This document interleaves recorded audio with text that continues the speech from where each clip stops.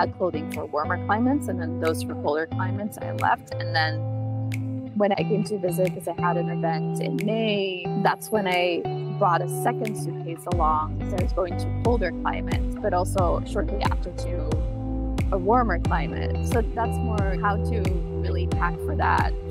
Most people continue to consolidate and go to less and less, and that's a process. And I'm moving through it slowly, and with time, as this time around, let go of more pieces. And I think it's an ongoing figuring out process.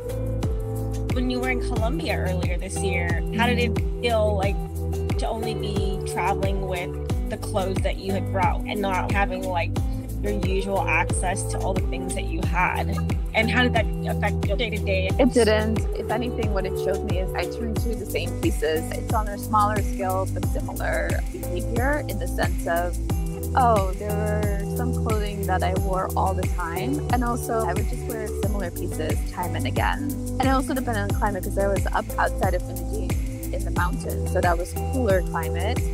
So it was a lot of that hoodie that you referenced earlier on that I wear with yellow boots. Like it was that one and leggings. And then when I would go to the city of Medellin, which is much hotter, then I would wear like other pieces. So it's again like also climate and seasonal in that sense. Like I wore everything that I brought at some point, and also noticing that depending on where I was, that there was like a repeat. I lived in that hoodie. I do it. It's one of my favorites. I wear it all the time. It's comfortable, and that's great. There's less attachment to clothing. Less and less attachment. I don't find myself in that, oh, it has to represent something, or I really have to think through, and like the attachment emotionally, all of that. It's more playful in the sense of, oh yeah, this is what I want to wear. Like not looking at things, but just being like, oh, this is what I wear, and I go and grab it and I put it on and go. That's cool. Would you say that once you released all those pieces and then just like, I know you're still trying to see what else you might bring with you, would you say that now you look at your style, instead of being very structured, and you had Club Monaco phase, you had the very smart casual ample floor pieces, was it more playful now, or more like more expressive? Or how did you, when you had your Club Monaco phase, like you're in the events business, how did you like separate being in the events business on a day-to-day basis as your role, and then like your off-duty time then, and how does that change now? I'd say in that phase, a lot of the attire colors were black. It merged together in that way of where a lot of, if you looked in my closet then, it was a lot of black, white, gray, dark blues. And then in terms of accents, like accessories were like the metallic accent pieces, and then colors would come through accessories and shoes. And that kind of became also the style that I gravitated towards for the most part. And then little by little, I added in more color. And then with time, I think especially with the pandemic and being taken away from events, because they weren't opening again, began to, oh wait, I really like colors.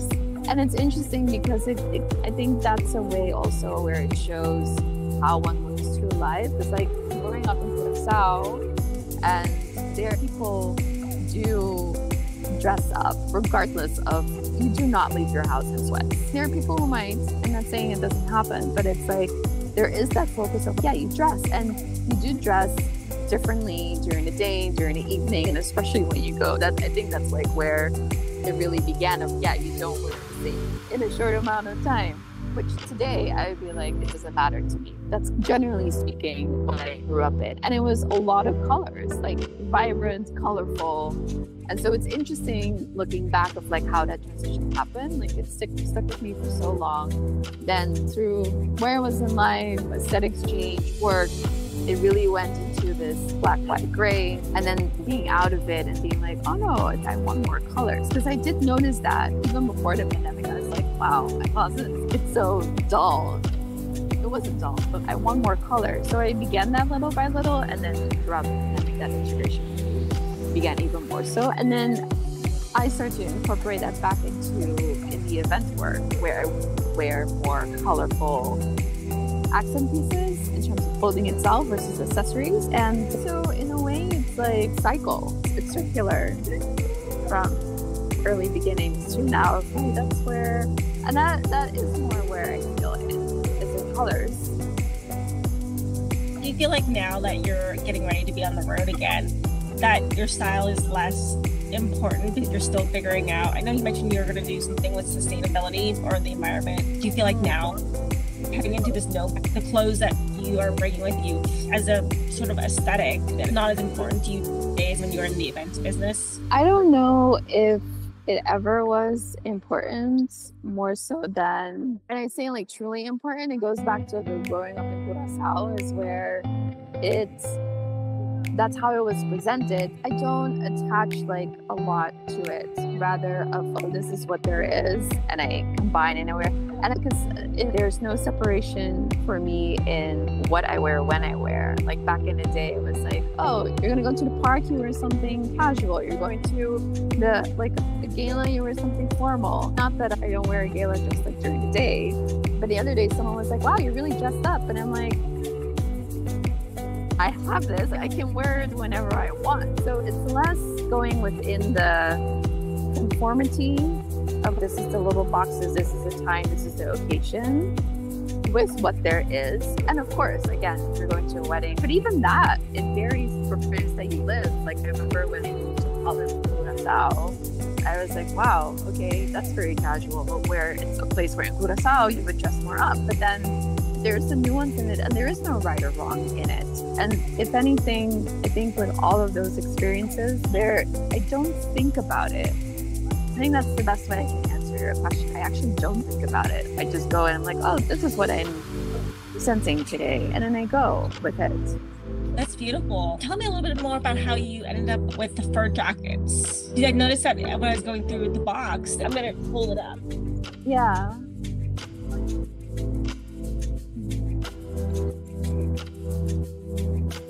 Yes, that was Burning Man. As simple as that. Wow. Yeah. It's beautiful. To invest something so extravagant into, what made you decide to get this for Burning Man? I was at a garage sale, and a lot of those were second-hand, third-hand. And again, just more being of, oh, it's going to be cold, I want something warm, this is warm. I don't put a lot of thought in buying clothing. I go and I pick out what calls. I don't like to look. I don't like shopping. I don't enjoy shopping in the sense of having to go through everything. So in physical stores, I walk by and I go with the hand, or I just like skim, and then something calls and I grab it and yeah, yes, no, and that's how. And if nothing calls, then I'm like, all right, that's it, and then I leave. So being in this space, yeah. Did you have to do any shopping this time around as you're getting ready to move? No, as I mentioned before, is like the tendency to wanting to buy things or shopping, like it's changed a lot in the past, I would say like good 5 years at least, of like really being of like, do I need this? Do I actually need this? And shopping with the eye and trying things on, like that can be fun at times. Even online shopping, I notice at times where I go and I put things in a cart and I'm just like, oh yes, and then I go through and then I just eliminate everything and then the cart's just there. I'm like, all right, that was great, and then I go. It's so silly. That is so funny. That's such a fun way to shop. Like shopping and then like put everything in the cart and then just. If anything, I don't want to shop unless it's something absolutely necessary, and that's one of the things that has changed a lot. I'm in a place where I am intentionally disconnecting from consumerism and physical materialistic, because we live in a material world. And so in that too, it's as with, oh, do I need to drink coffee every I never did, but as an example, do I need to drink coffee every single day? No, I don't. So why not get that one cup when I really want it? Or it's, oh, do I need new shoes? No, I don't. But guess what? Like the soles, I've had shoes for however many years. I wear them all the time. The soles are broken. It can't be repaired anymore. Okay, it's time for a new pair of shoes. So more like that versus that where earlier on, I would just buy because it's there and I could. Oh, I can, it's there, I like it, in the shopping cart it goes, and intentionally moving away from that behavior. Yeah. What advice would you give to your younger self as you were like developing your style? Yeah, enjoy what's present. I would say enjoy what's present, and I think she did that, and I would say that to anyone. But enjoy what's present and in the moment, because everything is constantly changing and shifting, and there is no one way to go about it. It's like things that we might enjoy in one moment, we might not the next. That's okay. Move along, move with that. It's not too restricted to, oh, this is how it has to be. According to whom? I know you don't really shop, but do you ever feel called to shop when you're in a new place? When you're in Colombia, did you ever feel those tendencies where you wanted something, or you wanted to buy something, or you wanted to add something to your closet? Yes, there was, and there is. There was like one piece that I purchased that I was very drawn to, and it was very unique. So definitely, like, that stays, although it's more of I stumbled upon it. It wasn't going out to shop specifically for this thing. So that's also a difference of, oh, I'm seeing this thing. Again, what's that sensation that comes through? And what has changed in that is that I don't buy it right away. I let time go over it, and sometimes I'm like, okay, let me go back. And if it's still present, I'm like, oh, let's go back again and see. And sometimes it's even if it's there, then we can see it. If it's not, then not. So there's again less of it does happen, and to not do it right away, because it's like, gosh, what's the word for it? It's not spontaneity, but the impulse. Like, not to buy on impulse, rather, okay, I see it, I like it, try it on, see how it is. Or sometimes I don't try it on. Okay, let me see if I want to come back to it. And if I want to come back to it, then I'll, and it's different every time, but that definitely has been a thing of, because there is this embedded of, oh yeah, because when you're out, it's one thing that someone, or that I've noticed, is so much of engagement is around consumerism. It's what I do, I want to go to the downtown, everything is, oh, come and shop. It's come and shop, come and buy, come and purchase. And there's absolutely a place for that. And I'm like, I don't want to spend my time that way anymore. I used to enjoy that. Not anymore. So the focus is also shifting. That's really cool. I think that's really beautiful. I wanted to ask you about a dress that I pulled from this white one. Yes. It's beautiful. I was like, and then the tiered, the fringe. It's beautiful. What occasion did you buy this one for? That was for a gala for an event industry. Oh, wow. Yeah. It's beautiful. I mean, yes, it is. Thank you. It is a beautiful dress. I wore it twice and really enjoyed it. Yeah. Wow, it's really like stunning. It's really elegant. I was just like, wow, you have so many. And I think you gave me one that was purple. Do you remember that one? Mm-hmm. Yeah. I saw a lot of from BCBG, the other ones from BCBG. And so I was like really blown away by how beautiful all the pieces that you had throughout your journey, and that you're letting go of and starting a different chapter. Did it cross your mind maybe that you'd still want to hold on to it, maybe repurpose or maybe cut off a piece of it? No? That's it. It was just like, I haven't worn that dress since 2018. So it's, again, that's an example of, here's the thing I'm going to go to. There was a dress guideline. I don't have it in my closet. Let me go out and buy it. I bought it. I wore it. And then 5 years later, it's just sitting in the closet. I'd rather than pass it along and that someone else might enjoy it. Did you ever look back and think, wow, I don't know how much you paid for this dress, but it's setting like $300, $500 or something, right?